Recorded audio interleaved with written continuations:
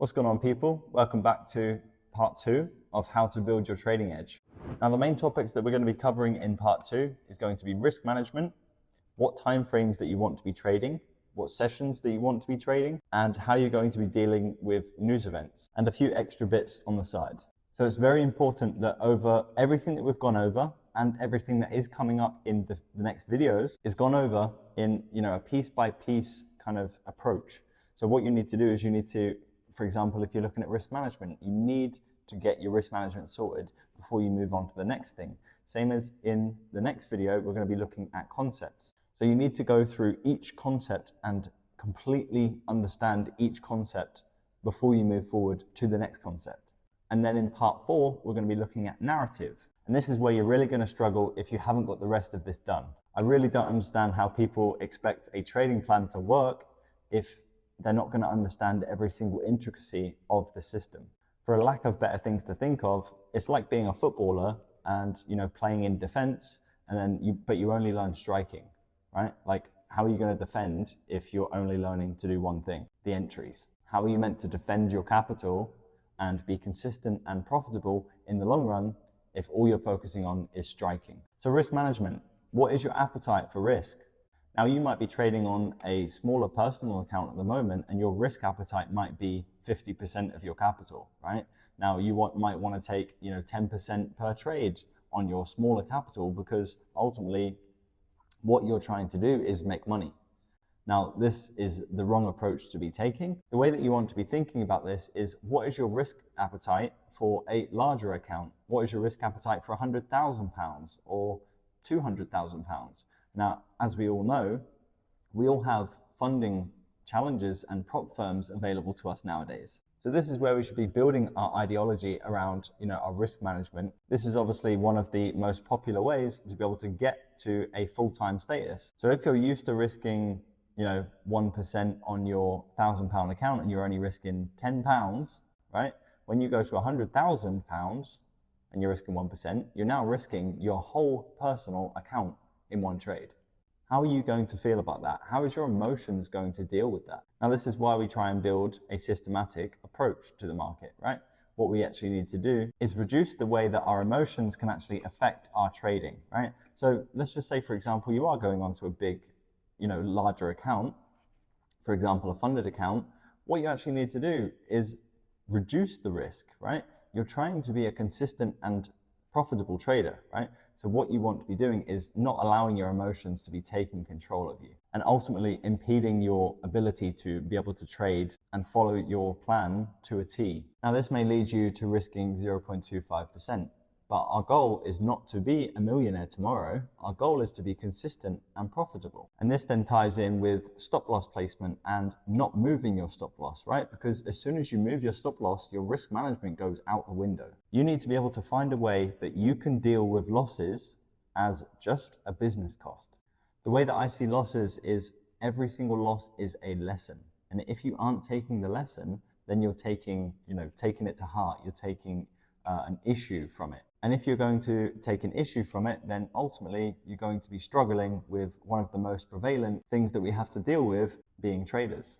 And that comes down to taking losses. Now, I'm sure we all know from all of the videos that we've ever watched that, we want to be letting our winners run and cutting our losers short, okay? Now, having a systematic edge is actually going to tell you when to get out of the trade. This is ultimately cutting our losses short, because what you're doing before you get into the trade is you are defining the fact that you need to get out at this position, because this is what is showing you, or this is what the system is telling you, that the trade is invalid if it goes past this point, right? This is the way that you need to see a stop loss. A stop loss is an invalidation of your setup. Now, one of the psychological things that you need to deal with to do with losses is to not take it personally, and also to not feel like you have to win, right? You don't have to be right. The reason that a trader can be consistently profitable is because they play a probability. Now, maybe what you need to do if you don't understand this is you need to play a game of flipping a coin, right? So heads, you're going to take a win. And what you need to do is you need to set a specific risk to reward ratio in which you're going to win. And then tails is a loss, and you're going to take -1, right? So if you do this 10 times in a row, If you're on a losing streak, what you can do is you can understand that potentially you're going to get tails 4 times in a row and you're going to be down 4R, right? And then once you take that one win, you're then going straight back into profit, right? So if you're starting to diverge from your system, this is when this starts to change and you start to mess up all of the probabilities. Now, this is a very simple concept and a very simple understanding of it, but it seems to be broken all the time. It seems to be forgotten. And the reason that is because we are not wired to be able to take losses. Loss seems so detrimental to us because, prior to, the 21st century, what we were doing as, for example, hunter-gatherers, loss was like losing your life. Now, this is where you'll hear people talk about, trading is not life or death. But we still have instilled in our brains that a loss is absolutely detrimental and absolutely horrible, right? Which, yes, don't get me wrong, it can be bad, right? But we need to take it as a lesson and realize that we're not in this life or death situation anymore.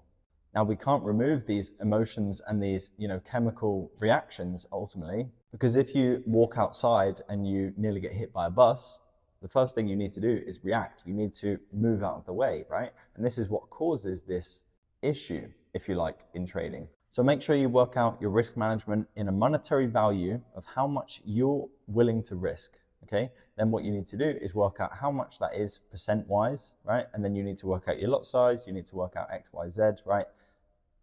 Then you can start to move forward. News events. How do we deal with news events? Now, I'm quite happy to give you how I deal with news events because basically it's very, very simple. What you will not be able to do is be able to just take what I say and go and trade with it, right? Because ultimately you're not going to have trust in it because I've done the testing and I understand the way that I trade news events or the way that I don't trade news events, for that example. I have complete trust and complete faith in the way that I understand how I want to trade or not trade news events. So for me, I see that news events are basically just a catalyst to push price in the direction that it already wants to go, okay? Now this might sound very obvious, like, well, yeah, obviously, but it goes a bit deeper than that. I believe that the technicals will actually show us the direction, or, if it doesn't show us a direction, then it will show us that the market may just whip up and down, okay?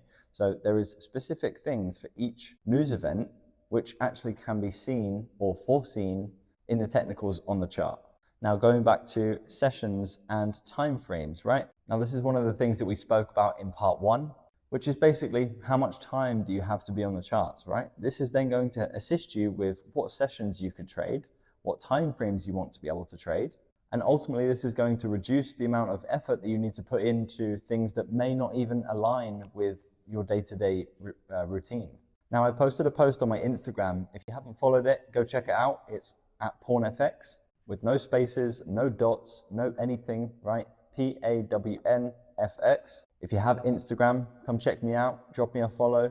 I've posted a lot of really valuable information on my Instagram via carousel posts, so you can have a full read through of everything that is actually on there. So yeah, come and join me. Now, I posted a post on Instagram and I also upload a video on this YouTube channel.